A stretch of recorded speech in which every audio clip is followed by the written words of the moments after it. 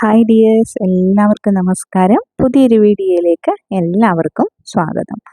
നമ്മൾ ഓരോ ദിവസവും നമ്മൾ വിചാരിക്കുന്ന പോലെ നടന്നു പോകണമെന്നില്ല. പല പല മാറ്റങ്ങളും പല പല വ്യത്യാസങ്ങളും ഉണ്ടായിരിക്കും. എല്ലാ ദിവസങ്ങളും ഒരുപോലെ ആയിരിക്കത്തില്ല. ഓരോ ദിവസങ്ങളിലും അതിൻ്റേതായ പ്രത്യേകതകൾ കാണും. ചിലപ്പോൾ ഒന്നും പ്രത്യേകതകളൊന്നും ഇല്ലാതെ സാധാ ഒരു ദിവസമായിട്ട് പോകുന്നത് കാണാം.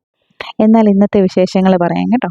അതിന് മുന്നേ വേറൊരു കാര്യം പറയട്ടെ. എനിക്ക് തോന്നുന്നു വീഡിയോസൊക്കെ കണ്ട് ഒരുപാട് പേര് സപ്പോർട്ട് ചെയ്യുന്നുണ്ട്. പക്ഷേ സപ്പോർട്ട് ചെയ്യുന്നതിൻ്റെ ഇടയിൽ ലൈക്ക് ചെയ്യാൻ മറന്നു പോകുന്നുണ്ട്. പലരും ലൈക്ക് ചെയ്യാതിരിക്കുന്നു എന്ന് തോന്നുന്നു. കാരണം നമുക്ക് ഇനി ലൈക്ക് ചെയ്തിട്ട് നമുക്കത് എന്തെങ്കിലും യൂട്യൂബിൻ്റെ പ്രോബ്ലം ആണോ എന്താണെന്ന് നമുക്കറിയില്ല. പക്ഷേ ലൈക്ക് നമുക്കാണെങ്കിൽ വ്യൂസ് വരുന്നതിൻ്റെ അത്രയും നമുക്ക് ലൈക്ക് കിട്ടുന്നില്ല. അപ്പം നിങ്ങളാണെങ്കിൽ അന്ന് വീഡിയോ കാണുന്ന സമയത്ത് ലൈക്ക് ചെയ്യാൻ മറന്നു പോയിട്ടുള്ളവരൊക്കെ ആണെങ്കിൽ ഒന്ന് ചെക്ക് ചെയ്തിട്ട് ലൈക്ക് ചെയ്യാനോട് മറന്നു പോകണ്ട കേട്ടോ. കാരണം നമുക്ക് ലൈക്കൊക്കെ കിട്ടുമ്പോഴാണ് വീണ്ടും കൂടുതൽ പേരിലോട്ടാണെങ്കിൽ വീഡിയോസൊക്കെ എത്താനും ഒക്കെ പറ്റുന്നത്. നമ്മളുടെയൊക്കെ ചെറിയ ചെറിയ ചാനലല്ലേ. അപ്പം പിന്നെ നമ്മൾ കുറച്ച് ആൾക്കാരാണ് നമ്മളെ സപ്പോർട്ട് ചെയ്യാനൊക്കെ ഉള്ളത്.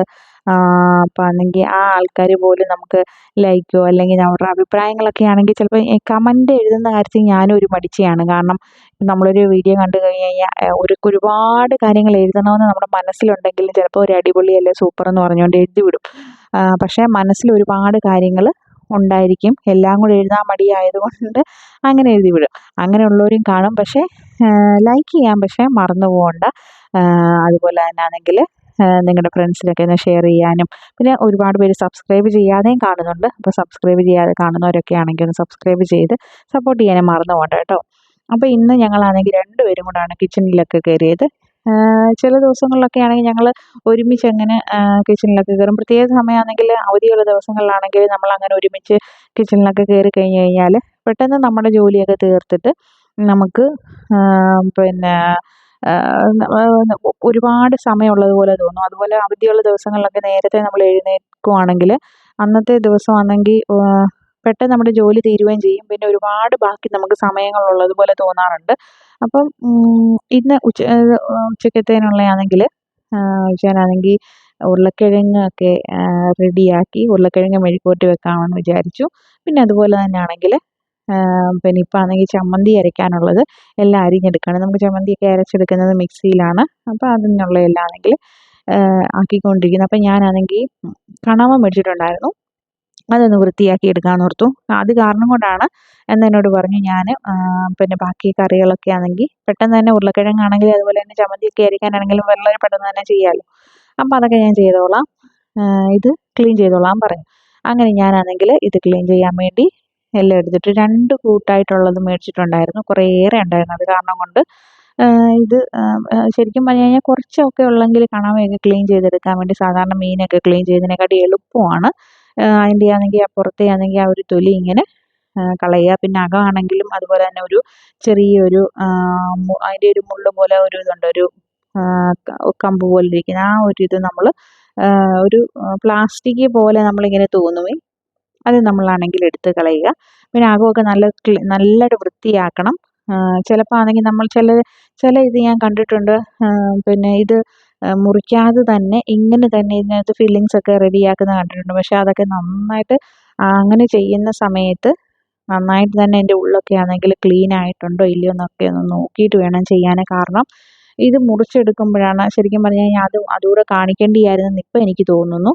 ക്ലീൻ ചെയ്ത് കഴിയുമ്പോഴത്തേന് ഞാനത് കാണിച്ചിട്ടില്ല.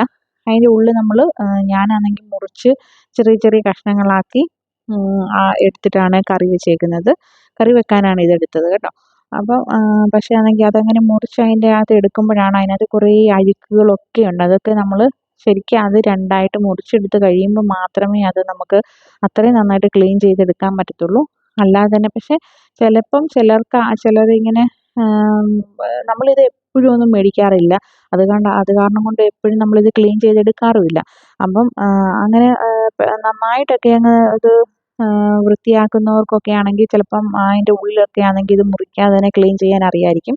പക്ഷേ ഞാനാണെങ്കിൽ എത്രയൊക്കെ ആണെങ്കിൽ അല്ലാതെ നമ്മൾ ഇത് മുറിക്കാതാണെങ്കിൽ ക്ലീൻ ചെയ്യാൻ നോക്കിയിട്ടും എനിക്ക് പിന്നെ നമ്മൾ മുറിച്ച് നോക്കുമ്പോൾ ആണെങ്കിൽ ചിലപ്പം അതിനകത്ത് അഴുക്കൊക്കെ കാണാം.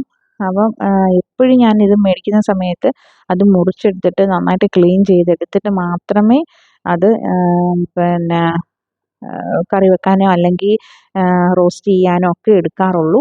അപ്പം നിങ്ങളാണെങ്കിൽ അത് നോക്കണം കേട്ടോ. ഇത് നന്നായിട്ട് അത് ക്ലീൻ ആയിട്ടുണ്ടോ ഇല്ലയോ എന്ന് നോക്കണം. പിന്നെ എന്നിട്ട് കണ്ടോ, ഇതാ ഞാൻ പറഞ്ഞ ഒരു പ്ലാസ്റ്റിക് പോലത്തെ ആണെങ്കിൽ ഒരു സാധനം, അതിൻ്റെ ആ മുള്ള് അത് നമ്മൾ എടുത്ത് കളയണം. വേറെ ഇതിന് വളരെ പെട്ടെന്ന് തന്നെ നമുക്ക് ചെയ്തെടുക്കാൻ പറ്റുന്നതാണ്. ഞാനിത് ഓർത്തായിരുന്നു ഇതുകൊണ്ട് ഒരു പ്രാവശ്യം ഒരു ബിരിയാണി ഉണ്ടാക്കണമെന്ന് ഓർത്തിട്ടുണ്ടായിരുന്നു. റോസ്റ്റും അതുപോലെ തന്നെ കറിയൊക്കെ ചെയ്ത് വെച്ചിട്ടുണ്ട്. അപ്പം ബിരിയാണി ഉണ്ടാക്കിയിട്ട് എങ്ങനെ ഉണ്ടെന്ന് എനിക്ക് അറിയണമല്ലോ. അപ്പം അങ്ങനെ ഓർത്തിട്ടുണ്ടായിരുന്നു. അപ്പം എനിക്ക് തോന്നുന്നു ഒരു ദിവസം ഞാൻ അതാണെങ്കിൽ ചെയ്തെടുക്കുന്നതായിരിക്കും. അപ്പോൾ ഇതെന്ന് വെച്ച് കഴിഞ്ഞാൽ നമുക്ക് ഒരാൾ കൂടെ നമ്മുടെ കൂടെ ആണെങ്കിൽ ഇത് ക്ലീൻ ചെയ്യാനുണ്ടെങ്കിൽ ഇതാന്ന് പറയുമ്പോഴത്തേനും സംഭവം നമുക്ക് കംപ്ലീറ്റ് ആക്കാൻ പറ്റും. പക്ഷേ എന്നിരുന്നാലും നമുക്ക് വേറെ ആണെങ്കിൽ ഇന്നാണെങ്കിൽ ഞാൻ അടുക്കളയിൽ നിന്ന് കുറച്ച് ഫ്രീ ആയിട്ട് നിൽക്കുകയല്ലേ. അപ്പം പിന്നെ ഇത് മാത്രം ചെയ്ത് പിന്നെ ഇത് നമുക്ക് കറി ചെയ്ത് വെച്ചാൽ മതി. അപ്പോൾ ആ സമയം കൊണ്ട് നമ്മുടെ ഉരുളക്കിഴങ്ങാണെങ്കിൽ ആയി വരുന്നുണ്ട്. അത് ലോ ഫ്ലെയിമിലാക്കി വെച്ചേക്കാണ്. വെള്ളമൊന്നും ഒഴിച്ചിട്ടില്ലായിരുന്നു. ഉപ്പും മഞ്ഞൾപ്പൊടിയും അതുപോലെ തന്നെ കുറച്ച് ഗരം മസാല ഇട്ടിട്ടുണ്ടായിരുന്നു. ആ ഗരം മസാലയും പിന്നെ എണ്ണയോടൊക്കെ ഒഴിച്ചിട്ട് അതൊന്ന് ഇളക്കി, കൈകൊണ്ട് തന്നെയാണ് ഇളക്കിയത്, നിങ്ങൾ കണ്ടിട്ടുണ്ടായിരിക്കും. അപ്പോൾ അതാണെങ്കിൽ നന്നായിട്ട് ഇളക്കി എടുത്ത് വെച്ചിട്ട് പിന്നെ അത് ലോ ഫ്ലെയിമിലാക്കി അതൊന്ന് വേവിക്കാൻ വെച്ചിട്ടുണ്ട്. വെള്ളം ഒരു ശകലം പോലും ഒഴിക്കാതാണ് വെച്ചേക്കുന്നത്. ഇടയ്ക്കിടയ്ക്ക് നമ്മൾ ആണെങ്കിൽ ഇളക്കി കൊടുക്കണം. ഇളക്കി കൊടുത്തില്ലെങ്കിലാണെങ്കിൽ ചിലപ്പോൾ അടിക്ക് പിടിക്കുകയൊക്കെ ചെയ്യത്തില്ലേ. അപ്പോൾ അത് കാരണം കൊണ്ട് അപ്പോൾ ഇടയ്ക്കിടയ്ക്ക് നമ്മൾ ഇളക്കി കൊടുത്താൽ മതി. മിക്ക സമയങ്ങളിലാണെങ്കിൽ പിന്നെ പൊതിയൊക്കെ കിട്ടുന്ന സമയത്ത്, സ്കൂളിൽ പോകുന്ന സമയത്ത് ഉരുളക്കിഴങ്ങായിരുന്നു ഒരു മെയിൻ ഒരു വിഭവം.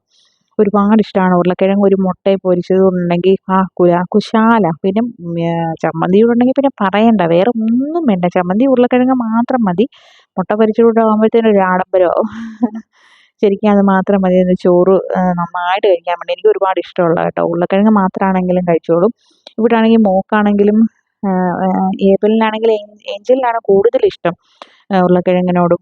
ശരിക്കും ചില സമയങ്ങളിൽ തോന്നാറുണ്ട്, ചില സമയങ്ങളിലല്ല മിക്ക സമയങ്ങളിലും തോന്നാറുണ്ട് നമ്മളുടെ ആ ഒരു അതേ ഇത് തന്നെ ആയിരിക്കും ചെറുപ്പകാലത്തിലൊക്കെ ഇപ്പം അവർ കാണിച്ചുകൊണ്ടിരിക്കുന്ന അതേ കാര്യങ്ങളൊക്കെ ആണെങ്കിൽ നമ്മൾ പണ്ട് ചെയ്ത അതേ കാര്യങ്ങൾ തന്നെ ചില സമയങ്ങളിൽ കാണുമ്പോൾ കുസൃതിയാണെങ്കിലും കാണുമ്പോൾ ഓർക്കും, അയ്യോ ശരിക്കും നമ്മളിത് പണ്ട് ചെയ്തിട്ടുണ്ടല്ലോ എന്ന് ഓർക്കും. അപ്പം ഞാനാണെങ്കിൽ ഇതേണ്ട കണവയാണെങ്കിൽ ഇതുപോലെ ചെറിയ ചെറിയ കഷ്ണങ്ങളാക്കി മുറിച്ചെടുത്ത് വെച്ചിട്ടുണ്ടായിരുന്നത്.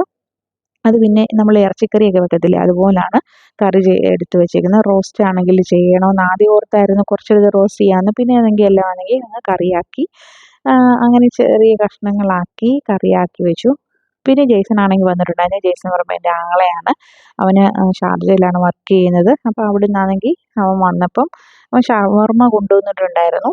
ശരിക്കും പറഞ്ഞാൽ ഈ ഒരു ഷവർമ്മ മാത്രം കഴിച്ചാൽ മതി, വയറ് നിറയാനുള്ള ഇഷ്ടം പോലെ ഉണ്ടായിരുന്നു. നല്ല ഹെവി ആയിട്ടുള്ള നല്ല നല്ല ടേസ്റ്റി ആയിട്ടുള്ള ഷവർമ്മയായിരുന്നു. അപ്പോൾ അതൊക്കെ കഴിച്ച്. ഇതായിരുന്നു ഞങ്ങളുടെ വിശേഷം ഇന്നത്തെ. Thanks for watching. See you next video.